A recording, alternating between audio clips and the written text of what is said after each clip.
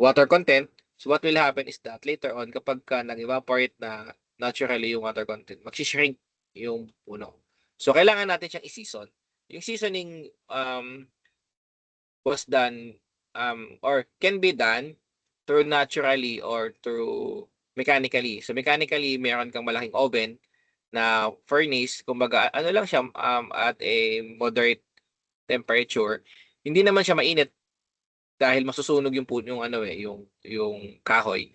Pero it is enough for you to remove the the water content or the moist inside the the lumber. On the other hand naman, kapag ka natural, we do that, yung iba binibilad lang sa araw or minsan iniiwan lang sa isang room temperature. So depende sa climate ng lugar. Sa atin kaya nating ibilad sa araw without using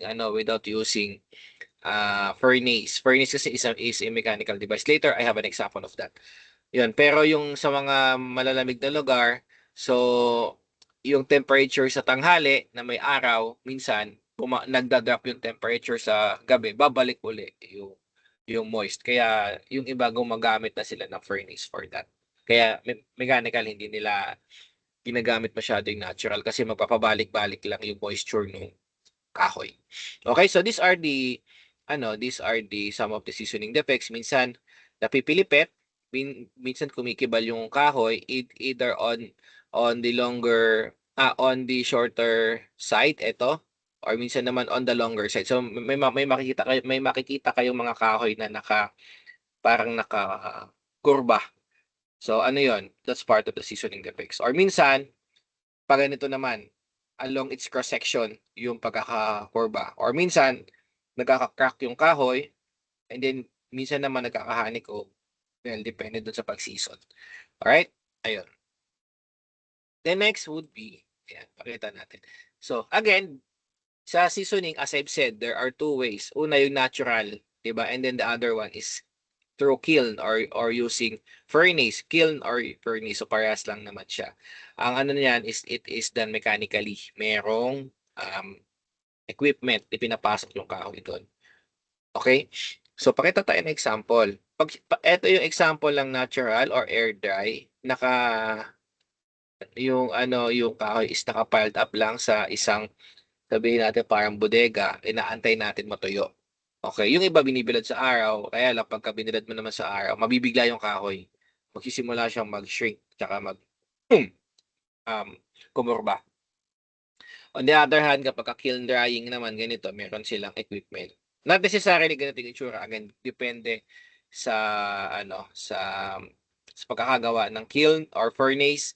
Pero the intention is that mechanically siya, meron siyang intervention ng either machine or ng heating device.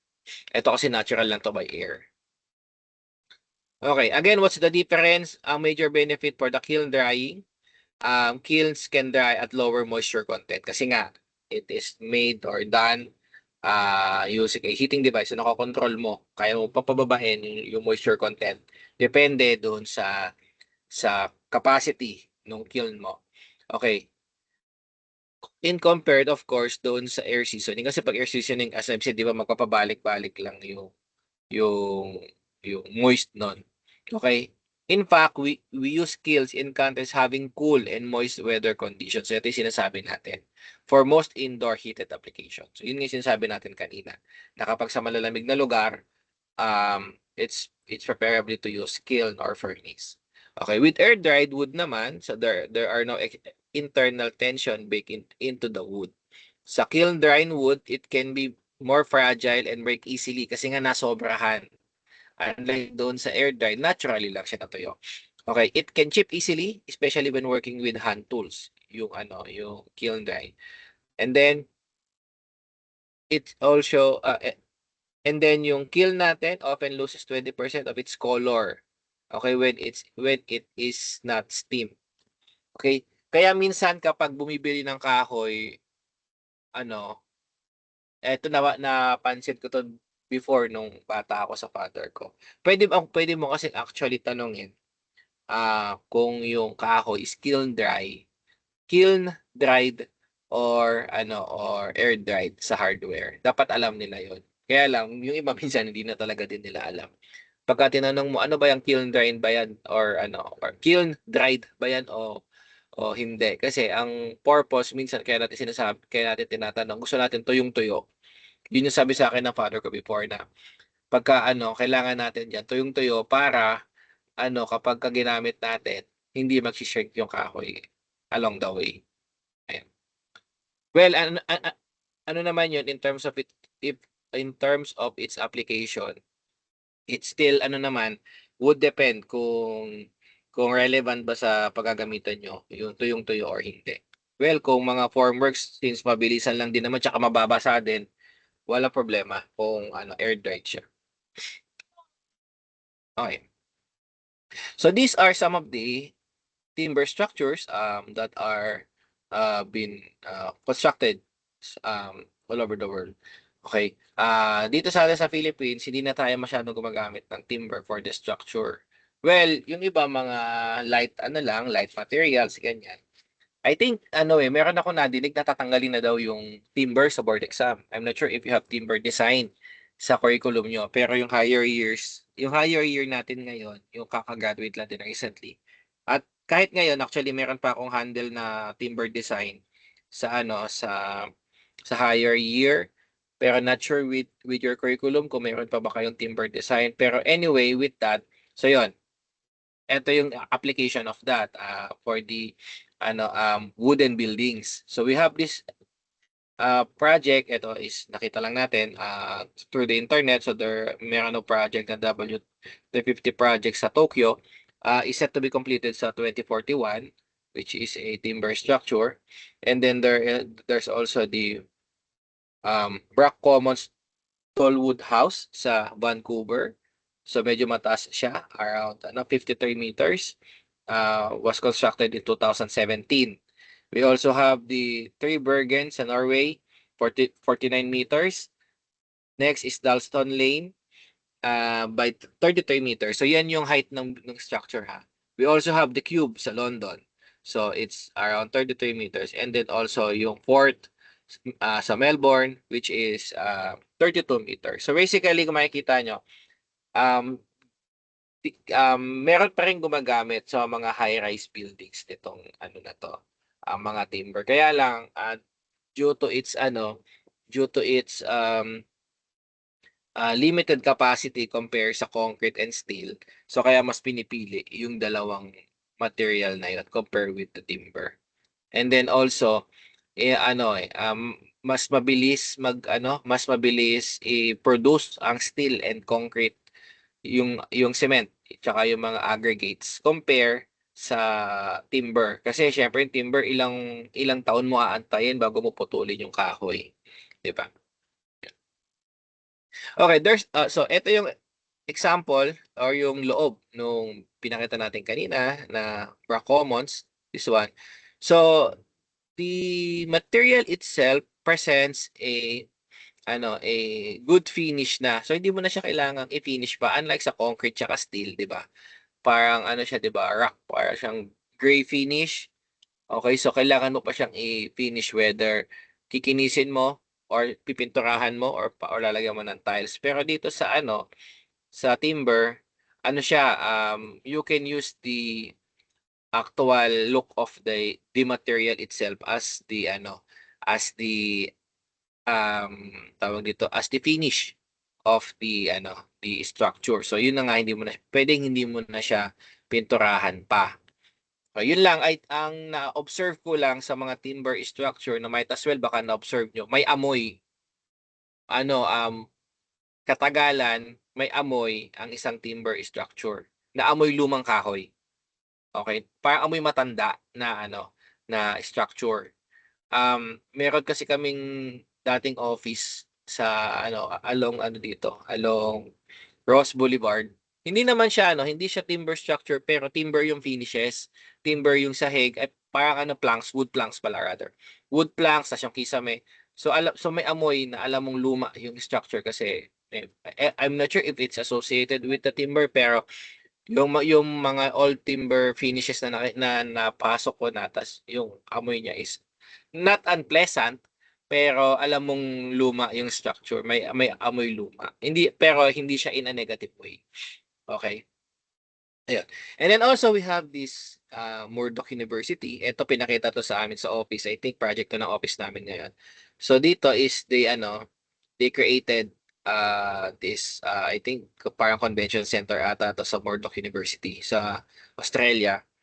Um Hindi sila gumamit ng yung conventional truss. So to make it more appealing, so yun, ang haba actually nung ano nila, nung parang frame or support nung bubong. Ayan. So yun, same din with the Brock Commons um, um, aesthetic. So kung makikita nyo, yung finish mismo ng kahoy, yun na rin mismo yung ginamit to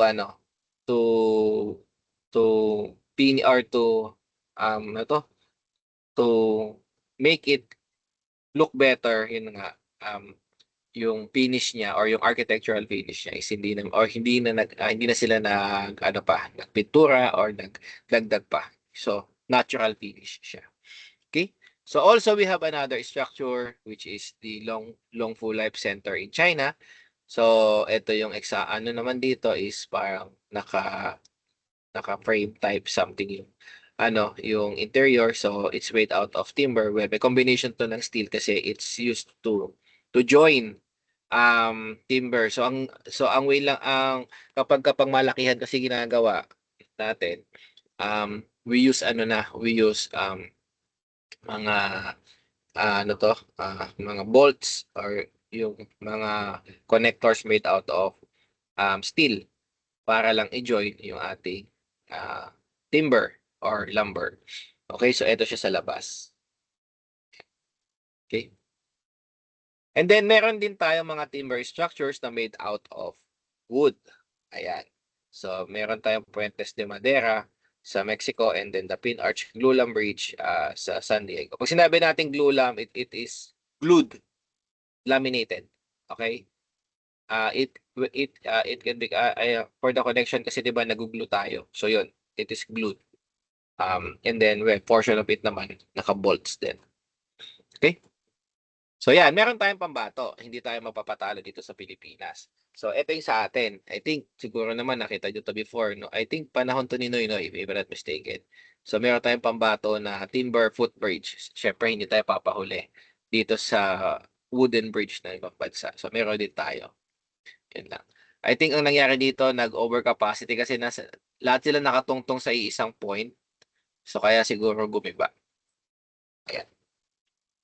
Pero syempre, kidding aside, meron naman tayong talagang maipagmamalaki na timber finishes or ginamitan ng timber, which is the Mactan Cebu International Airport. If I'm not mistaken, this is Terminal 2. Kasi yung Terminal 1 sa Cebu, yung for domestic, hindi ito yung nakita ko. So nasa kabila ito. Ito yung bago. I think this is the Terminal 2. So the most impressive feature of the new terminal, which is yun nga Terminal 2, is the dramatic roof structure made of glue laminated timber beams. Yeah. So what are the disadvantages and advantages of using timber? Una, timber is readily available. Yun yung sabi ko sa inyo, available kagad yan sa hardware. Safe, easy to work. Okay? Dahil nga pupukpukin mo lang tapos na, unlike concrete, may madami ka pang chechebureche dyan kasi i-ready mo pa yung formworks. Si steel naman, kailangan marunong ka mag-welding or marunong ka gumamit ng mga power tools kasi matigas, mahirap gamitin. Cost effective, mas mura siya compared doon sa concrete and steel. Then it is also versatile and visually appealing. As I've said, di ba, pwedeng hindi mo nalagyan ng mga finishes and also hindi kinakalawang. On the other hand, ang disadvantage naman nito, it shrinks, swells, twists, cracks, bends over time. So ito yung mga defects na pinag-usapan natin kanina. It is also prone sa pest, rot, mold, and fungi attack. Dahil nga, di ba, living thing to kapag untreated properly, so pwede siyang ma-subject sa mga sa pests. Okay? Then next, it also tend to silver or look old if left natural and unpainted. So yung tend to silver, 'di ba minsan nagkukulay silver yung kahoy. Okay, mapapansin niyo yun kunwari subukan yung pukpukin ng martilyo yung kahoy. Tapos nag-slide yung martilyo, may lalabas na parang silver. I'm not sure ano. Hindi ko alam kung what's this science behind that, pero nangyayari talaga yun. And then, lastly, timber maintenance can be seen higher than other building. Mabilis nga siya, mura, pero yung maintenance niya, kailangan siya, well treated. Kasi kapag kunwari na anay siya, so kailangan mo siyang palitan. Minsan, ang problema, kapag may nakita kami portion na may anay, kapag ginalaw mo, halos lahat may anay na. Okay, kaya siya mas higher in terms of maintenance. Okay, yung steel kasi and concrete in terms of maintenance, hindi kasing taas or hindi kasing abala katulad ng timber. Kasi may cases sa amin before na yung sa bahay ng grandparents ko, pinalitan namin yung isang biga na gawa sa kahoy. And then it turns out, yung buong joist nung sahig ng second floor is kailangan palitan. Pati yung plywood. So technically, pinalitan namin yung buong second floor na gawa sa plywood or sa kahoy. Ayan. And then, yun. For the choices of the timber strength, um, for the choices of timber on strength basis, okay, if we're going to use the timber or the lumber for beam rafters and floor joist, we need a type or a a wood species, okay, with high bending strength and adequate stiffness. Pag sinabi nating species, 'di ba, yung kahoy, iba-iba yan depende sa uri ng puno. Nandiyan ang nara, siyempre yung pinakakilala natin. Nandiyan ang mahogany, nandiyan ang yakal, nandiyan ang apitong, nandiyan ang kamagong, 'di ba? So marami.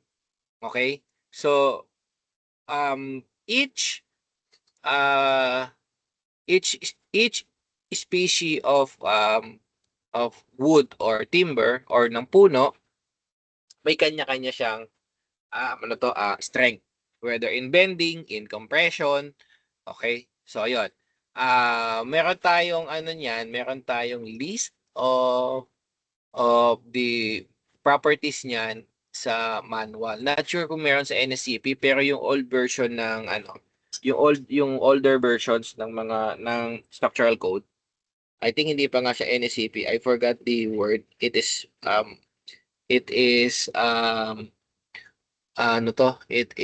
authored by Carillo. I forgot the name. Pero medyo luma na siya, yun. Meron doon. Then yung mga binebentang or view materials, meron din siyang summarize na rin doon. Like yung binebenta ni Gilesanya, ni um, Pesavillas, I think meron silang table din for this one. Para makapili ka kung wala kang book ni Carillo. Okay? So for the column and post naman, so ang kailangan natin is mataas sa compressive strength. Okay, pagagamitin mo sa structure. Now, kapag poles naman, mga electrical pole, ang kailangan mo dito high bending. Hindi mo kailangan ng compressive, kailangan mo dito bending. Okay? Ayan. Now, let's discuss the dress dimension. Pag sinabi nating dress dimension, pag kinat mo kasi yung puno, 'di ba?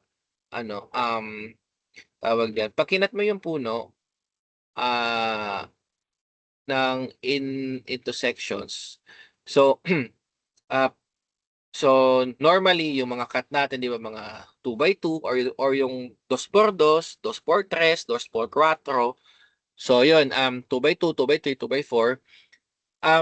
Kapag kinat natin yon, uneven yung surface niya or hindi siya makinis. Pwede kang tawag dito, ano tawag doon, yung mapasukan ng splinter sa daliri, 'di ba? Or minsan kapag gusto mong gamitin yung kahoy sa let's say sa cabinet, or pwede gusto mong gamitin sa let's say gagawa ka ng upuan, gusto mo nang makinis. So doon papasok yung term na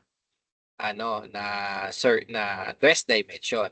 Sa dress dimension, pag kininis natin yung isang side, numinipis.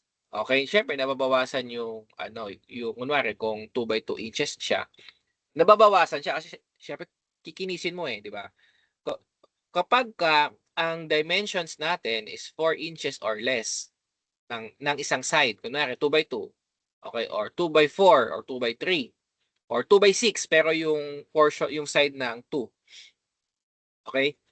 'Pag yun ang kininis mo, yung portion na yon normally, okay, nababawasan ng 3/8 of an inch. So, 'pag sinabi mong 2 by 2 kasi baka magtaka kayo 'pag sinabi nating 2 by 2 tapos bumili kayo ng dress na yung kininis na. Pagka napansin niyo, teka bakit hindi na siya 2 inches na sakto? Kasi nga dinress na. Kung ayaw niyo naman at gusto mo eksakto, 'di bumili ka ng hindi naka-dress, puwede naman 'yun. Okay.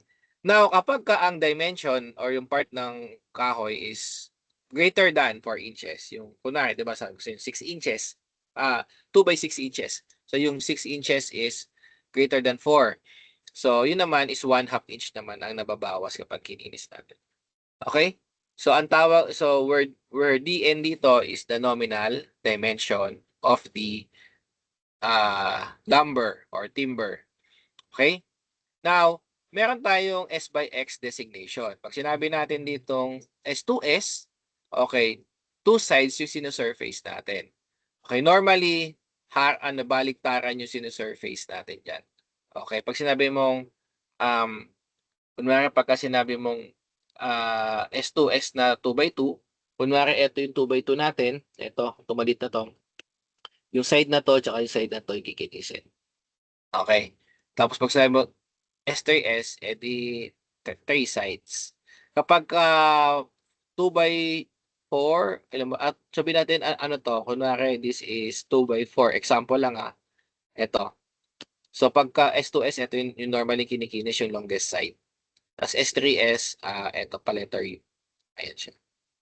S4S, isa-surface mo yung all sides. Okay. Then ileles mo lang kung saang side ka nagkikinis tapos kung anong sukat niya talaga nominal dimension. Babawasan mo lang ng 3/8 or ng 1/2. Okay? Ayun. I hope clear it kasi pag bibili ka sa hardware, pwede mo sabihin na ano nga po, tawag dito, 2 by 2 by 8 tapos S2S. Ganon. Either meron na silang naka-prepare na S2S or sila makikinis. Minsan sasabihin nila, wala kaming dito, nakinis na.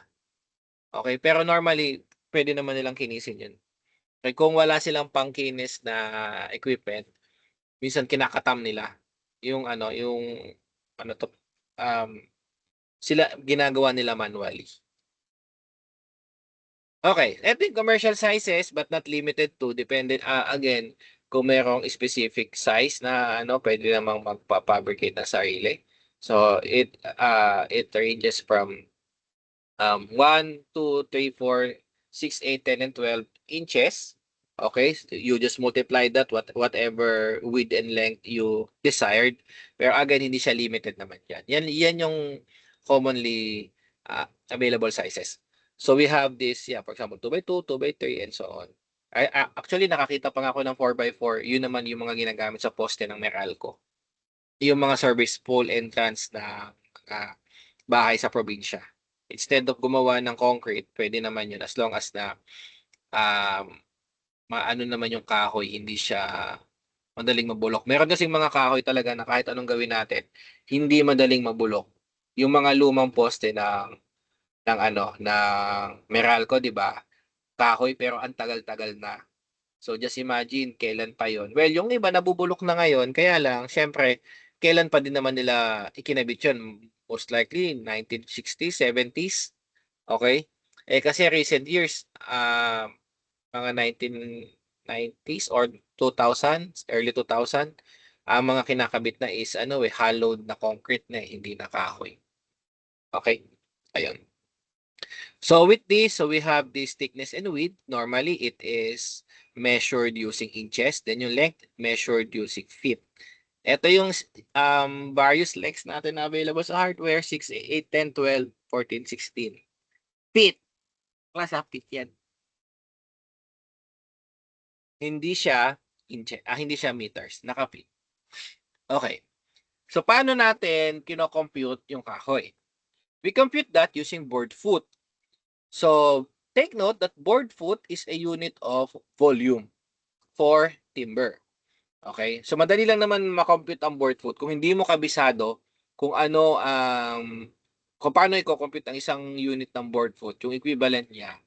So, isipin nyo lang, it is 1 inch. Kung magagawa ka ng area na 1 foot by 1 foot, tapos ang thickness niya is 1 inch. Kunin mo lang yung volume niya, ganun lang kasimple.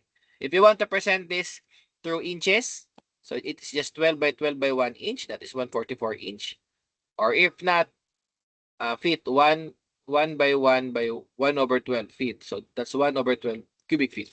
So, kung mapapansin nyo, ito lang itatandaan nyo. So, kahit ito, huwag nyo itong tandaan eh. Ito lang.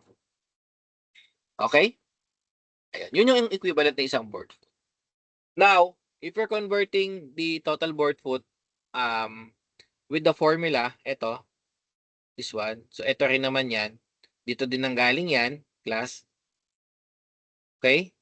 So, it's just, yung thickness, width, and length na naka-inches over 144. Kapag kapag thickness, width, na in inches, tapos length over 12. Okay?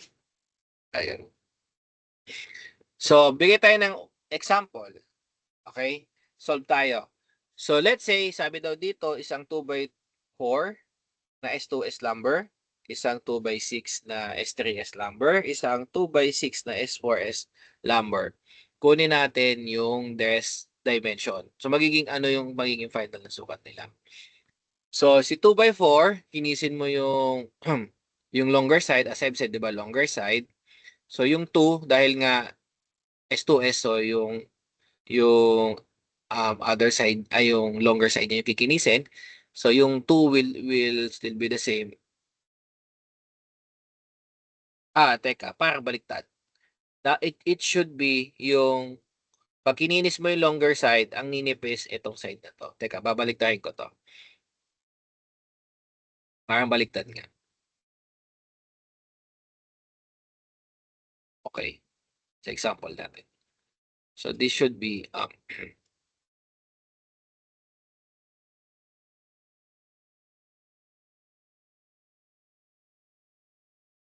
ayan. Yan. Assuming na ito yung kininis natin. Sige na nga, let's proceed na lang muna. It can be done naman parang either way. So, kunwari kininis natin yung longest side, 'di ba? Ang ninipis yung shorter side, tama ba 'yon? So that is 2 minus 3/8. So that is 1 5 over 8. Okay?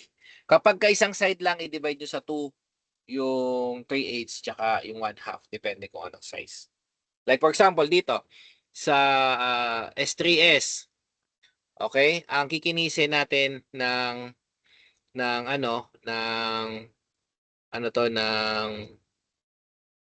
ng 2 times yung shorter side. Okay?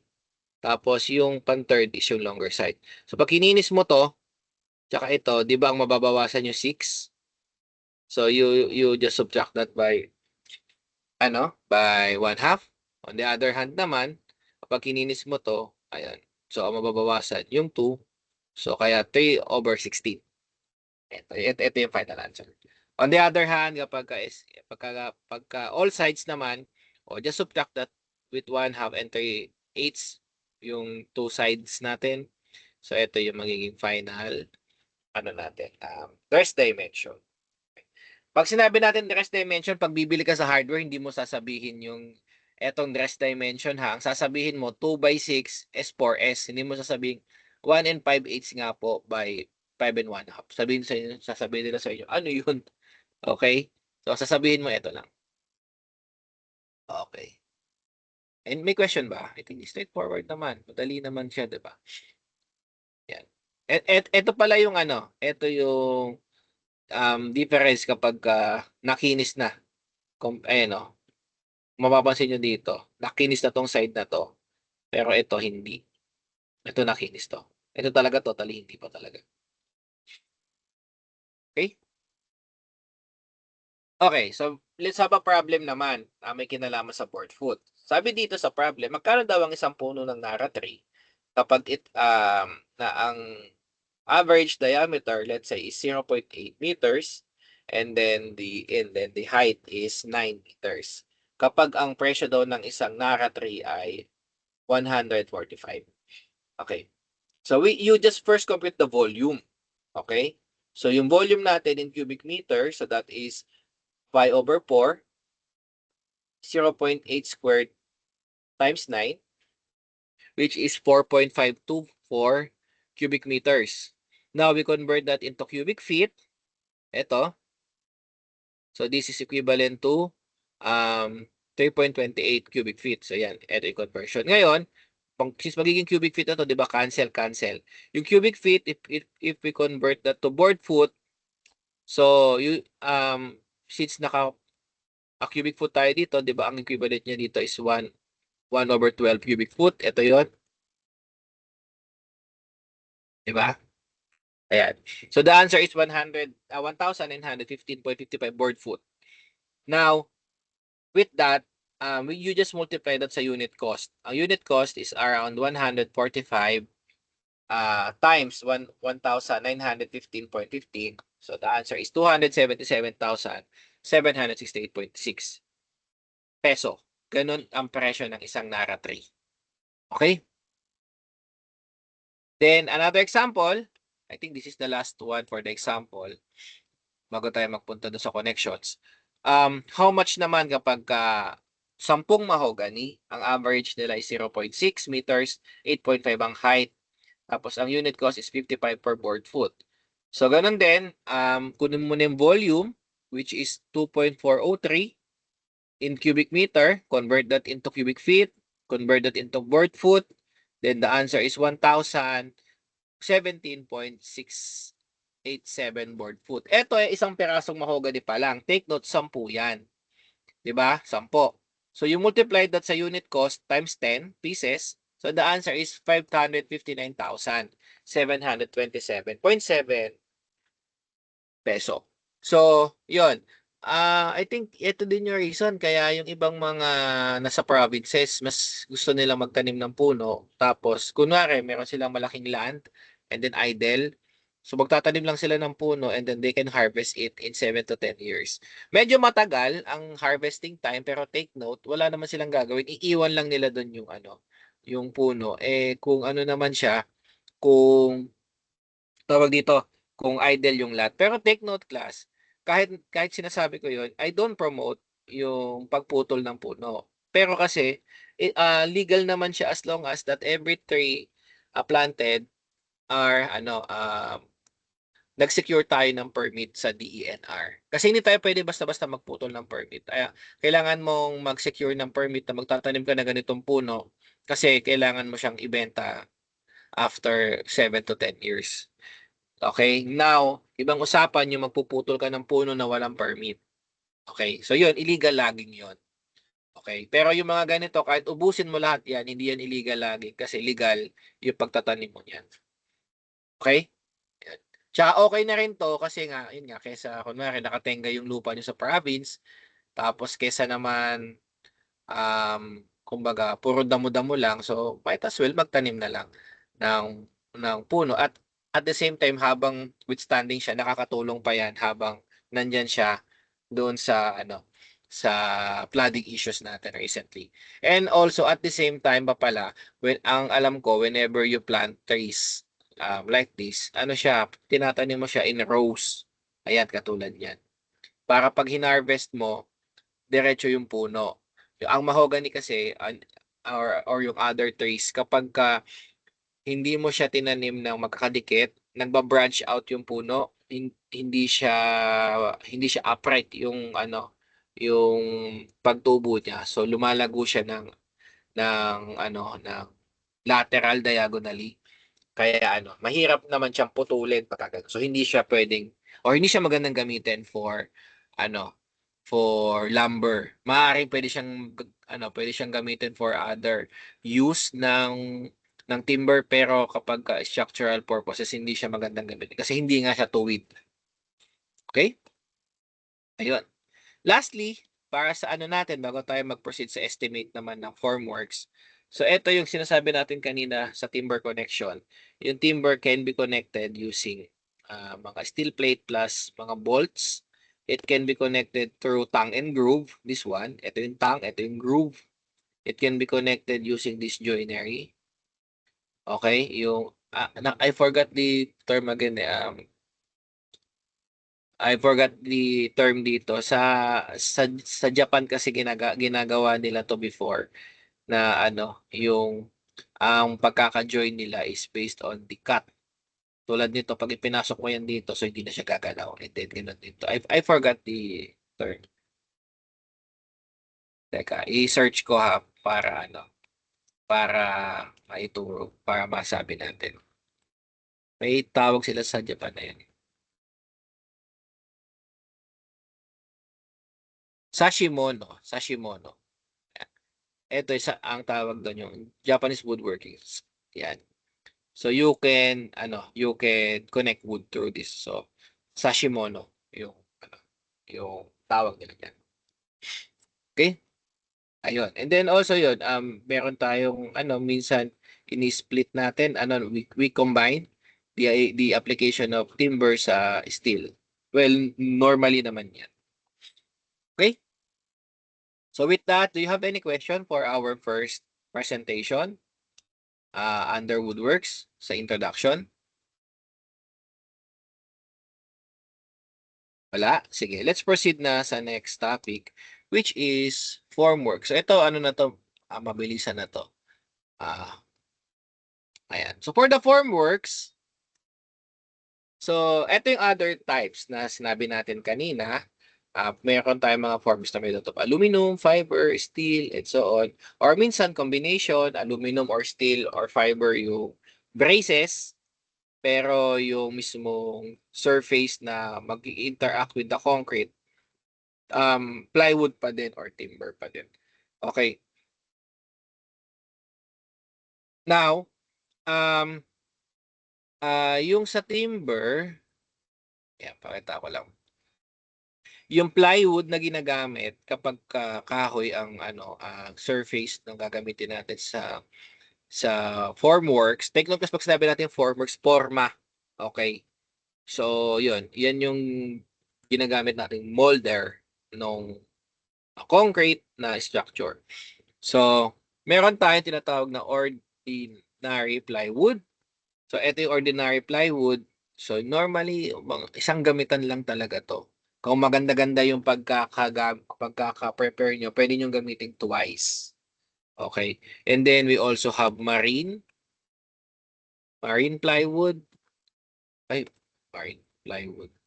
Marine plywood. So, kumukha lang din siya ng ordinary, pero meron siyang waterproofing features pa compared with the ordinary. Okay. Normally, ang wood kasi, 'di ba? Dahil nga yan, living thing, 'di ba? So kailan nangangailangan ng tubig. Ngayon, kapag ginagamit na natin siya as a material, nagsisip in yung tubig sa kanya. Okay? So kaya whenever we use plywoods, whether marine or ordinary, naglalagay tayo ng used oil. Okay, yung iba hindi naglalagay, pero kailangan nating maglagay kasi para pag nagbuhos tayo ng concrete, hindi didikit. Okay? Tsaka, tawag dito, pagka dumikit kasi yon at tinanggal mo, pwede pang masira yung ating concrete na ibinuhos. And at the same time, kapag may oil, pwede nating ma-reuse yung formworks by at least 1 or 2 pa. At saka ayun, hahaba yung lifespan ng ating formworks. Makakatipid tayo sa forma. Okay. Pero, I won't recommend to use them both. Maliban na lang kung one use, okay lang siya. Yung ordinary or marine. Pero kunwari repetitive, nagbubuhos ka ng column. Tapos, first lift, second lift ka ng column, tapos lipat ka sa ibang location. Mas maganda, gumamit tayo ng phenolic. Okay, eto naman may kulay black na may laminate kasi waterproof na talaga to. Pero again, kahit na ganyan yan, kailangan mo pa din maglagay ng used oil. Okay, kasi kapag katagalan, nawawala na yung nawawala na yung yung bonding ano niya, yung pagiging effective niya in terms of the waterproof or yung um, bond niya doon sa concrete. Siyempre, kada katagalan, may maiiwan na konting concrete yan, gagaspang yan, pwede na rin masira yan. Kaya maganda may oil para at least magamit yung mga 3 or 3 hanggang 5 times. Depende sa application. Okay? Yan. So let's go back with the presentation.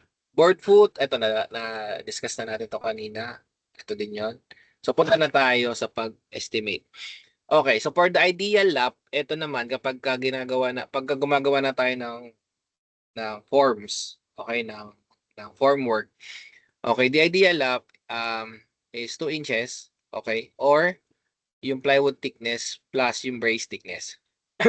So mamaya ipapakita natin yan. Ang gamitin natin, plywood thickness plus brace thickness. Pero kung gusto niyo mabilisan, pwede naman 2 inches. Okay?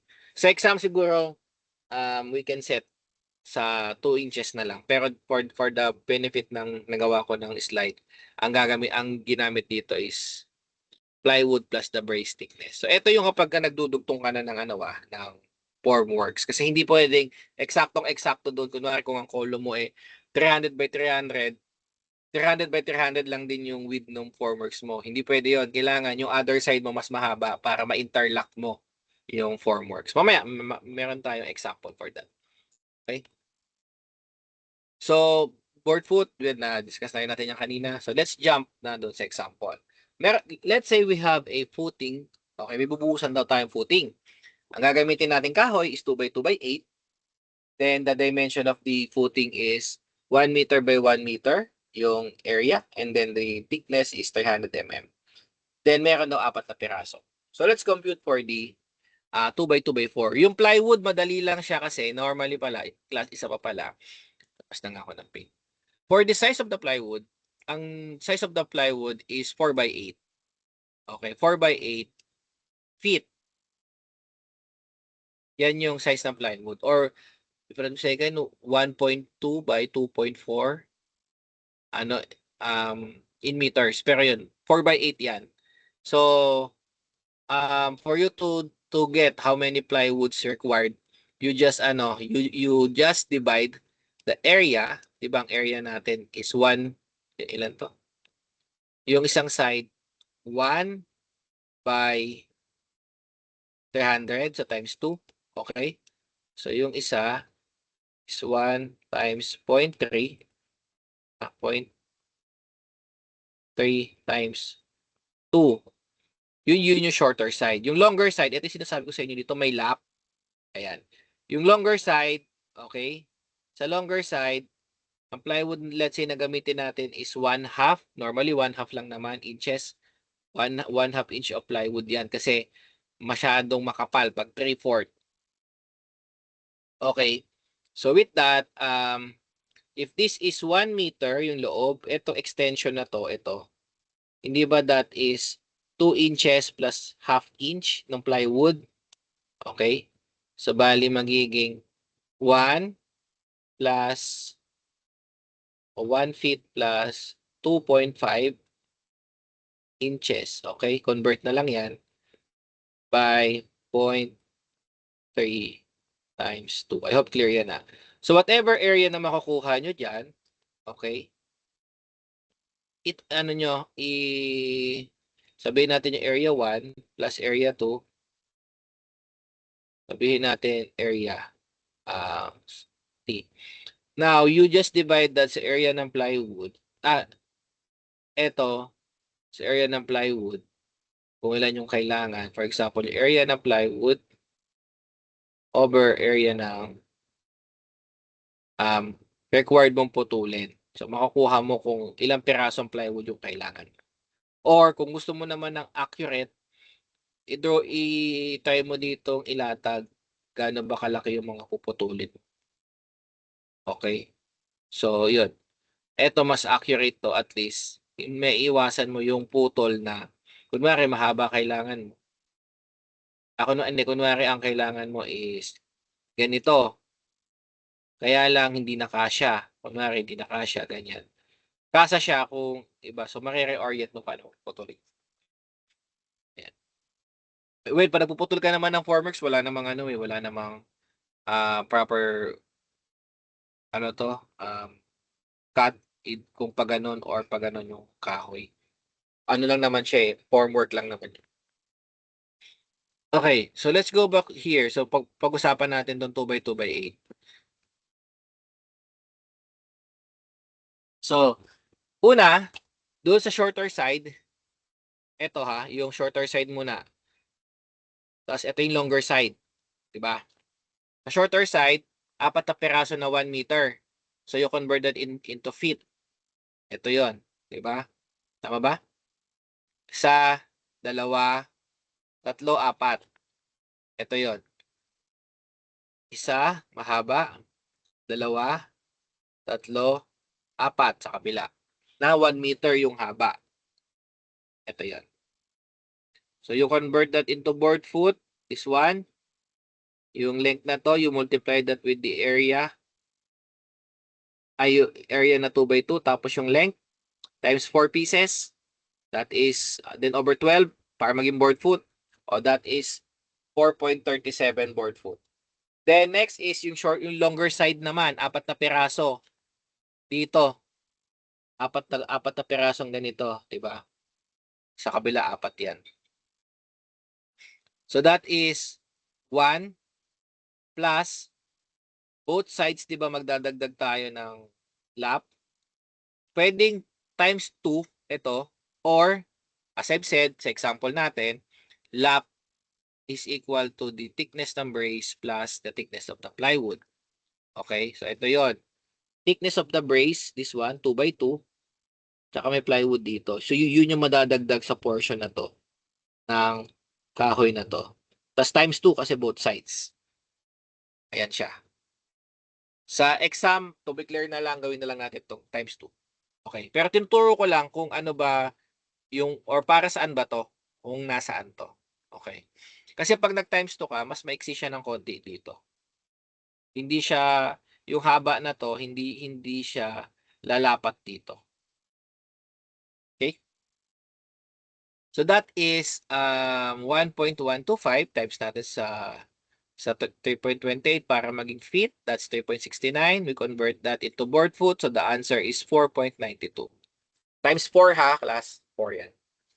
Then, 12 pieces naman, itong mga maliliit. Yung sa maliliit, I think wala namang issue. Lahat sila pare-pareho. 3 dito sa short side. Times 2 sa kabila. 3 dito sa long side. Times 2 pati sa kabila. Ito, sa side na to. So that's 12. So ang total niyan, kung ang thickness natin is 0.3, 'di ba? 0.3. Ito. I-less lang natin ito na 2 inches, dalawang 2 inches.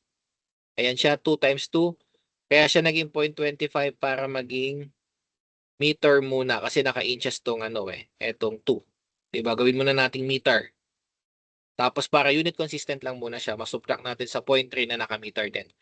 So the answer is 0.2. So you multiply that sa 3.28 para maging feet. So that is 0.656 feet. Convert that into board foot, multiply sa cross-section area ng kahoy, times 12, 12 pieces, over 12, the answer is 2.624 board foot. So with that, you just add everything, the board foot na nakuha natin. Total, pare-parehas lang naman yan ng dimension, di ba, na 2 by 2. So you total that, so the answer is 11.914. Kung by board foot, normally by board foot ang presyuhan sa hardware. O, yung multiply nyo na lang yan sa board foot na yan para makuha nyo kung ilang board foot yung bibili nyo sa hardware. Kapag nag-canvas ka kasi sa hardware, tatanungin nyo, magkano per board foot? Ayun. Normally yan yung binibigay. Hindi natin tinatanong, magkano yung 2 by 2 by 8? Ang tinatanong natin, magkano per board foot? Okay. So with that, so yung sagot natin na 11.914 na total, para makuha natin kung ilang piraso, babalik na rin lang natin siya, i-divide natin siya sa unit, ay sa volume ng ano to, ng 2 by 2 by 8 na naka-board foot, kaya siya may times 12. Nakabaliktad lang. Okay? So the answer is 4.468 or 5 pieces. Okay? Ayan. Now, if you want, pwede nyo i-round up kagad dito. Or since 4 na piraso yung footing natin, i-total nyo na muna, i-times 4 nyo muna kasi 4 yung footing bago nyo i-round up. So the answer is 17.871 or 18 pieces. Kasi pag dito ka na nag-round up tapos nag-times 4 ka, magiging 20. Medyo maraming wastage yun. Unlike dito, halos wala kang wastage. Okay? So yun. So the answer is 18 pieces of 2 by 2 by 8 feet. So class, take note ha, ang final answer should be whole number kasi hindi ka makakabili ng 17.871 pieces. Okay? Walang butal sa hardware. Kailangan whole number. Always round up sa final answer kasi ano siya, estimate yan. Pag nag-round down ka at ang implication ng round down mo is mas konti, so hindi pwede. Ang round down normally ginagawa yan sa mga spacing. Pero sa pieces, round up lagi. Okay? Don't round off, round up. Kapag kunwari that is 17.2, that's 18 automatically. Okay? Yan. Another example, column naman na na example. So dito, let's say we will be using 2 by 3 by 10 na na brace. Pero before we proceed with that, so meron tayong at least two methods or types kung paano natin pine-prepare yung bracing or yung brace ng column formworks natin. It can be done by rib type, may pahabang ganito, or it can be done by stud type. For me, I would recommend itong rib type kasi ang tendency kasi kapag well, depende naman yan kung paano yung um, kung paano yung analysis ng engineer. Pero kasi kapag nag-formworks ka, ganito yan, di ba? Kapag ganito kasi, ganyan, yung natin, yung isa, yung stud, hindi rib type. Okay, pakita natin yung example, yung analysis ko, bakit yun, yung tingin ko. Pero well, naman, hindi naman mali as long as na safe parehas. Wala namang problema. Kesa ganito. Kasi, take note, naglalagay pa tayo, di ba, ng sinturon dyan. Yung nakaganito, di ba? Ito yung So, naglalagay pa tayo dyan. Tama ba? Na-imagine nyo ba? Okay, so meron ka pang outer. Parang ganito. Naglalagay ka pa ng ganito dyan eh. Di ba? Now, going back with the drawing, ang problema kasi kapag nagbuhos ka ng concrete, ang behavior ng concrete pagkabasa, bubutisin niya yung dyan, formworks. Okay? Ngayon, wala ka masyadong support sa sa sa vertically dito yung pag-deflect niya papunta diyan. Except etong kulay maroon na brace. So ibig sabihin mas madami kang pwedeng magamit na brace diyan. Unlike dito, possible na baka magdagdag ka pa sa medyo gitna-gitna kasi nasa gitna yung critical. Baka hindi kayanin nitong isa nung na to, nitong isa lang. Unlike dito, sa kabila, dahil meron ka ng kahoy dito, i-supplement mo lang siya ng nakaganyan. So, sufficient na yan. Kasi, etong natin, etong kahoy na to, since meron tayo diyan, yan yung unang lalaban dito sa pag-deflect. However, dahil nag-brace ka dito, ang deflection niya pag ganito na. Yan. Okay? So, just imagine that sequence. Pero but then again, walang tama na, walang mali naman sa dalawa. Yun nga lang, mas magastos lang tong lagyan ng kahoy for me. Or mas crucial kapag hindi maayos yung pagkakagawa. Ito kasi dahil diretso siya, yun nga. Yung risk of kung na pwedeng mabuntis yung is medyo lesser. Okay. Yun, going back, so dito sa example natin, so ang gagamitin daw natin dito is 2 by 3 by 10 na brace, tapos 0.5 na inches ng plywood, 300 by 300 yung cross-section ng column. Ito yung internal. Okay. So dito parang ang ginamit dito 2 inches hindi na sinagad. Palitan natin yung solution natin para matry natin yung 2 inches. I think sa example ko dito ano pa to eh. Naka ano to, naka thickness plus ano. Tas ang length daw ng formwork is 1.73 for 4 columns. Okay. So unahin muna natin yung mga vertical. Ito. Yan na natin kasi papalitan nga pala natin yan. So unahin natin yung vertical. Okay. So sa vertical, meron tayong 8 piraso. 1, 2, 3, 4, 5, 6, 7, 8. Diba? Ang height natin, 1.73. So you convert that sa feet, ito yan. So wala nang tanong-tanong. Straightforward yan. Next natin dito. Ito yung longer side. Dito. Sa longer side. So sa longer side, to make it simpler, palitan natin to. Okay? So 3, yung iloob, plus 2 point, plus 2 point, ano to? Point, sorry, 2 inches. Ano ba sabi natin dito? Yung lap, ayan, 2 inches ang gamitin natin. So we use 2 inches, which is 2 times, dahil both sides, 2 inches times 0.025. Gawin muna nating meters. Ayan. So the answer is, kuha nga tayong calc. Plus correct nyo ha kung mayroon akong na-miss out. So 2 times 0.025. Ito yung lap. Plus 0.3, 0.4 times 3.20. Divide. Tama ba divide? Hindi. Times pala, sorry. Ulit. 2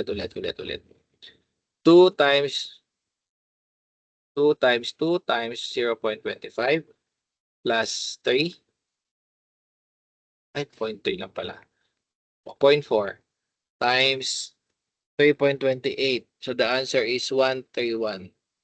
1312. Ayan.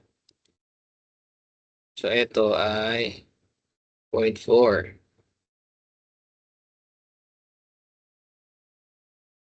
Okay? So ito yung sa longer side.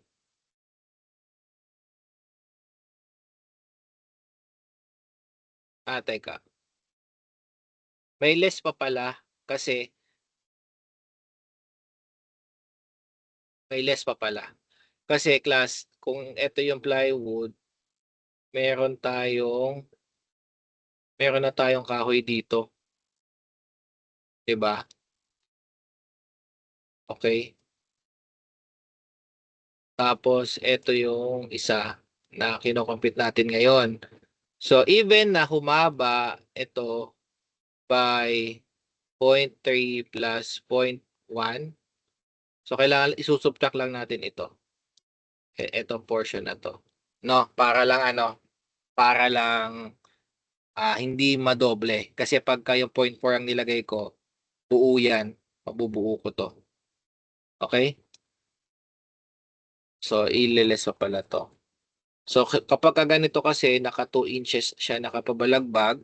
So, that is 2 kasi dalawa yung nakapatayo times 2 inches yung thickness times 0.25. So, parang lalabas 3 lang din pala. Ayan. So, magiging ano to, 3. Magka-cancel out lang tong dalawang to. Papalitan natin. 0.3 times 3.28. 984. Susundan ba, class? Ayan. So, ito yung class ha. Teka, lakihan natin. Ito yun ha. So, kanina, ito yung 0.3. Diba? Dinagdag natin yung lap dito tsaka dito. However, ito pala, yung humaba, ito yung buong length ng ating formworks. Kaya lang, meron ka ng brace dito sa side na to. Kaya kailangan kong i-less yung thickness ng brace. It's just so happen na pareho sila na 2 inches, then similar with the with the lap. Kaya kaya nangyari tawag dito, babalik lang uli siya sa 0.3. Okay. I hope clear 'yun So 'yun. So ito 'yun. 6 pieces. Tapos punta tayo sa kabilang side. Ito 1, 2, 3. So ito naman 3 pieces na ano to? 3 pieces tuloy. 0.3. Pata natin dito. This is 0.3, 'di ba yung length nito? Tapos i-less mo lang tong thickness na to. Ito, tsaka ito. Which is 2 inches. Kasi ito yung side ng 2 inches Tapos ito yung by 3. Okay? So that is, ayan, that is 3 by minus dalawang 2 times 0.025 para maging meters yung sukat dito sa side na to. So the answer is 0.2. So ito tama to. 656 feet. On the other hand, ito naman, ito, yung isang side dito, tingnan natin para mababago to. So ito, puntahan natin dito. So this one, okay? So yung side muna na ito this one. Okay? So 'di ba ang ano natin is okay dito, ang length natin is 0.3. Dito hindi na over yung lap. 0.3 sa loob. F5 ko nga ulit. Oops. Super. Yan. Dito, this is 0.3. Diba? 0.3 plus half inch plus 3 inches. Okay? Hindi na over dito yung 2 kasi yung 2 sa lap, para lang yan dito. Pag ginamit mo yung 2, mabibitin yung kahoy mo. Hindi siya maglalak dito ng eksakto. I hope clear ka sa 0.3 plus 0.5 plus 3 inches. Ganon din sa kabila, so times 2. So kaya siya 0.3 plus 3.5. So yung 3 tsaka 0.5, gawin nating meters times 2. Okay? Saan nang galing?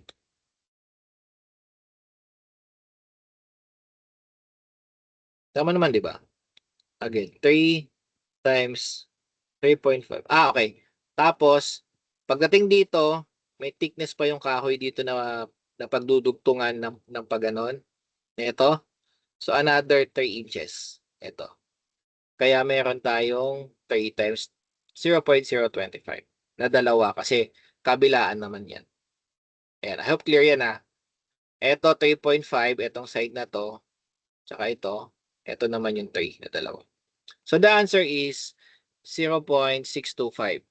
On the other hand, pag sa kabila naman, tingnan natin kung tama yung solution doon. Dito sa kabila naman, ganun din. 0.3, 3, diba yung loob? 0.5 plus 3. So that's 3.5. Dalawang 3.5. Tapos, from this point, papunta dito sa additional brace or yung sinturon natin, that is 3. Tsaka 3. So, parehas lang din siya nito. So, that is 2 times 3.5 times 0.025 plus 2 na 3 times 0.025. So, same lang yung answer. In feet, it's in 2.05 feet. So, with that, we just add everything. Ito yung papalitan ko. Kasi nabago to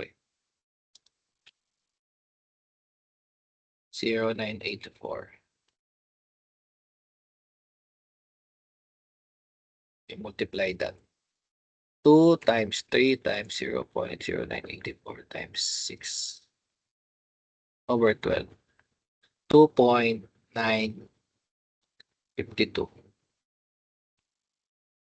Okay. So, ayan siya. Minultiply na natin para makuha natin yung board foot. Ito, 5.674. Ito naman, this one. Ito naman is this one. Tapos ito, ginawa ko ng 12 kasi parehas lang naman yan. This one. So, you add them all. Teka, ito babaguhin ko ulit ito susunod na slide. Kasi naging 2.952. 2.952. 22.696 plus 2.952, 1.968 plus 12.3. Ayan. So the answer is 39.916. 39.916. Then times 12 over 2 times 3 times 10. 7.932. 7.938. 9832. 9832. Or 8 pieces. Or dito, 7.9832 times 4, 31, 93, 28. Or 32. Ayan. Ayun lang. So, again, tinota lang natin yung nandito sa mga board foot na to. That is 39.916. Hindi ko napalitan to. Sorry.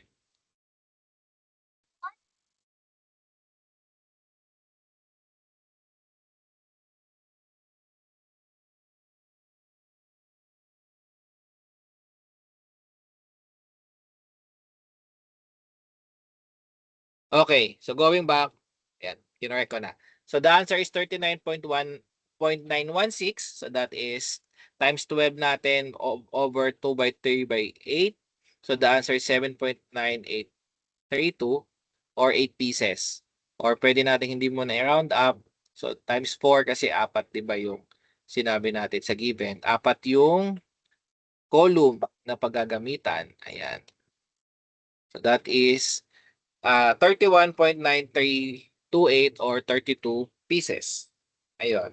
So, yun, ganun man lang mag-ano. So, basically, just apply the same concept on all formworks for you to determine the the board foot of the braces, and at the same time for the plywood, yun yung dinowing natin kanina dito. You just ano you just get the surface area ng plywood, then i-divide mo lang siya doon sa total area ng plywood to get how many pieces of plywood ba ang kailangan talaga. Okay? Any question? Medyo mahaba lecture natin ngayon.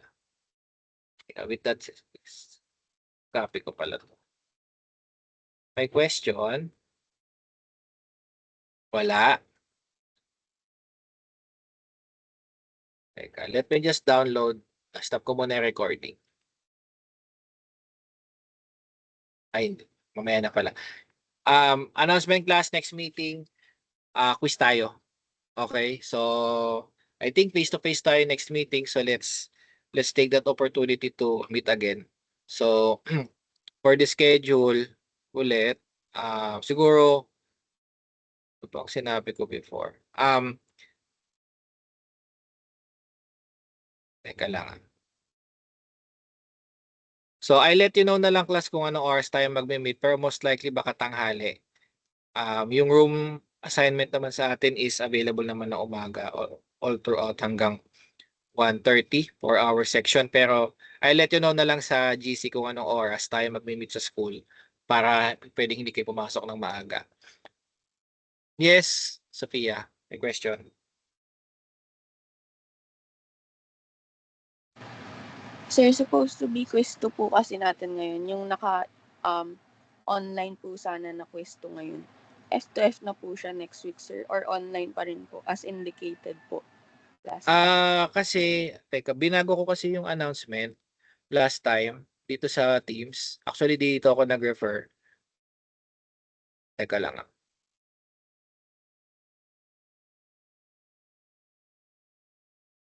Oh, yes, eto binago ko siya dito. Pinost ko nung ano, ang anticipated ko nga sabi ko parang tanda ko magpapa-quiz pero nakita ko dito lecture online. So just to avoid confusion and then to avoid na for those students na hindi ready for the quiz, sabi ko magle-lecture na lang ulit ako. Pero with that, to answer it clearly na lang, apologies kung medyo magulo yung announcement. Pero yun, just to be clear, mag-quiz na lang tayo next meeting muna ng face-to-face. Okay? And then for the kasi lalabas that's quiz 2, tama ba? Yun yung na miss yung online, so wala pa tayong quiz 2. Ang coverage of that, teka, i-check ko sa 3-7 kasi yung 3-7 yung nakapag-quiz to na eh. Kung anong coverage. Ito yung coverage natin. Sige, I will create an announcement ngayon para makita nyo.